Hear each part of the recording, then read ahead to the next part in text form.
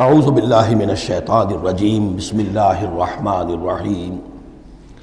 پانچویں رکوع میں ایک مکالمہ آ رہا ہے دو اشخاص کا۔ ایک شخص وہ ہے کہ جس کو اللہ نے دنیاوی نعمتیں جو بھی اس دور کی تھیں بھرپور دی ہیں، مادی وسائل بھرپور دے رکھے ہیں، اور وہ اس قدر اس کا معاملہ ٹھیک چل رہا ہے کہ ہوتے ہوتے اس کی نگاہ اب اللہ کی طرف سے ہٹ کر ان مادی اسباب و وسائل ہی پر جم گئی ہے، اس کا توکل اور اعتماد اسی پر قائم ہو گیا ہے۔ ایک دوسرا شخص دنیاوی اعتبار سے مرفع الحال نہیں ہے، اس کے پاس دولت نہیں ہے، دنیاوی چیزیں نہیں ہیں، لیکن وہ اللہ تعالیٰ کی معرفت اسے حاصل ہے۔ وہ اس دولت مند آدمی کو کوئی نصیحت کرتا ہے کہ تم اللہ کو بھول گئے ہو، تمہیں چاہیے کہ ہم تمام چیزوں کے اوپر جو بھی اللہ نے تمہیں دی ہیں اس کا شکر ادا کرو، اس کا حق ادا کرو۔ لیکن اس نے اپنے گھمنڈ میں آ کر اسے بہت تلخ جواب دیا کہ میرے پاس یہ سب کچھ ہے، تو گویا کہ میں اللہ تعالیٰ کا لاڈلا ہوں، چہیتا ہوں، تم جوتیاں پٹخار رہے ہو، تمہارے پاس کچھ نہیں ہے، تمہاری کوئی حیثیت نہیں ہے، تمہاری حیثیت ہی نہیں ہے کہ مجھے تم واعظ بھی کہو۔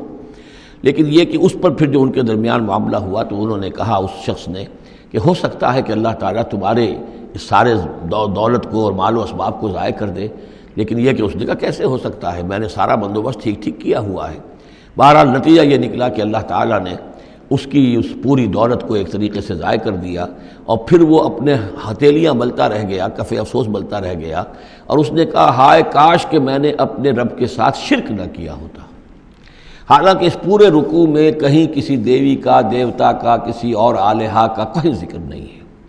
تو اس رکوع میں سمجھنے کی بات یہ ہے کہ ایک شرک ہے مادہ پرستی کا شرک، مادی اسباب و وسائل پر اتنا تکیہ ہو جائے، اتنا توکل ہو جائے، اتنا اعتماد ہو جائے کہ پھر اللہ تعالیٰ کو انسان بھول جائے، مسبب الاسباب پر سے نگاہ ہٹ جائے، اور وہ سمجھے کہ سارا اعتماد اور توکل میرا ان مادی اسباب و وسائل پر ہے۔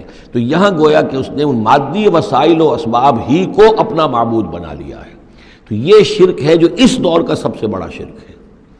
اس دور میں بت پرستی کا شرک بہت کم رہ گیا ہے، اب ستارہ پرستی کا شرک کہاں رہ گیا ہے؟ کون لوگ ہیں جو ستاروں کو پوجتے ہیں؟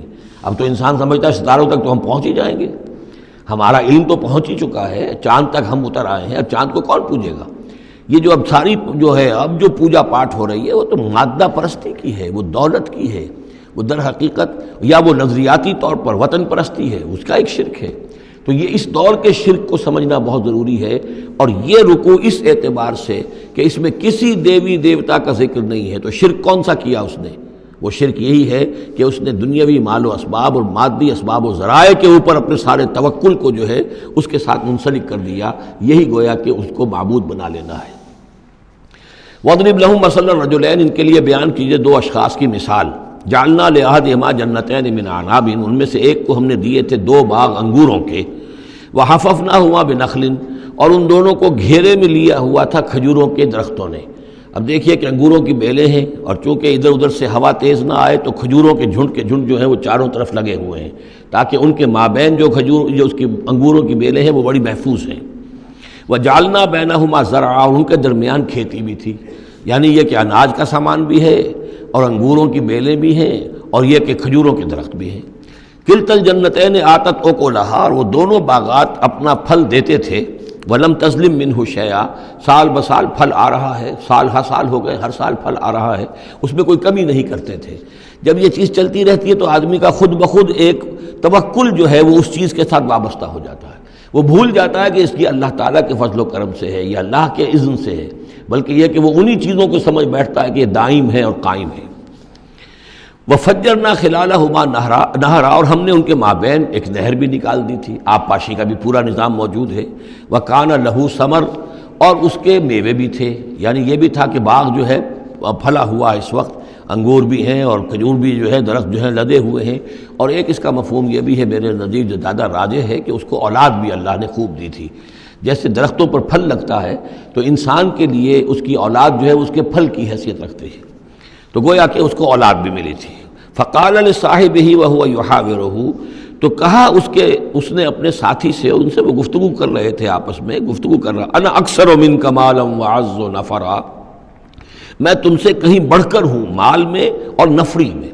اب یہ نفری کے حوالے سے میں نے کہا نہ لہو ثمر، اس کے بیٹے بھی تھے، اولاد بھی تھی، تو اس کے حوالے سے وہ نفری کی بات بھی کر رہا ہے، میرے بازو بھی بہت ہیں۔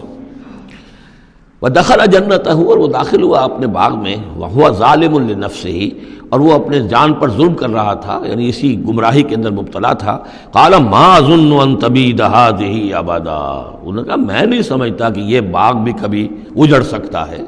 کیا مجھے دھمکا رہے ہو کہ اللہ تعالیٰ جو ہے کہیں تم میری یہ دولت سلب نہ کر لے؟ دیکھو میں نے کھجوریں کس حساب سے یہاں پر لگائی ہیں کہ کوئی اگر آئے بھی، کوئی باد سرسر آئے یا کوئی اور بھی ہوا کا تیز لو کے جھونکے آئیں تو وہ میری انگوروں کے بیلوں تک نہ پہنچے. یہ گویا کہ سینٹینلز کھڑے ہوئے ہیں، کھجور کے درخت جو ہیں وہ روک رہے ہیں. پھر میں نے یہاں پہ آب پاشی کا نظام ہے، نہر چلی ہوئی ہے. ما اظن ان تبید هذه ابدا، میں نہیں سمجھتا کہ میرا یہ باغ جو ہے کبھی یہ کہ برباد بھی ہو سکتا ہے. وما اظن الساعة قائمة، اور یہ جو تم قیامت وغیرہ کی بات کر رہے ہو، اول تو میرا گمان نہیں ہے کہ کوئی قیامت کھڑی ہونے والی ہے. وما اظن الساعة قائمة، میں نہیں سمجھتا کہ یہ قیامت ہونے والی. ہاں ڈکوسلے سے ہیں، کچھ بڑوں سے سنا تو ہے. اور یہ کہ وَلَئِن رُدِدتُّ إِلَىٰ رَبِّي، اگر مجھے لوٹا ہی دیا گیا اپنے رب کے پاس، لَأَجِدَنَّ خَيْرًا مِّنْهَا مُنْقَلَبًا، تو مجھے وہاں لازماً ملے گا بہت بہتر لوٹ کر. اب اس کے اندر ایک فلسفہ ہے ان کا کہ جب اللہ نے مجھے یہاں دیا، اللہ کے وہ منکر نہیں تھے، اللہ نے مجھے یہاں دیا ہے تو اس کا مطلب یہ کہ میں چہیتا ہوں، لاڈلا ہوں، یا اللہ نے مجھے کچھ صلاحیتیں دی ہیں، میں نے بڑی عمدہ پلاننگ کر کے باغ بنائے ہیں، سارا اس کا بندوبست کیا ہے.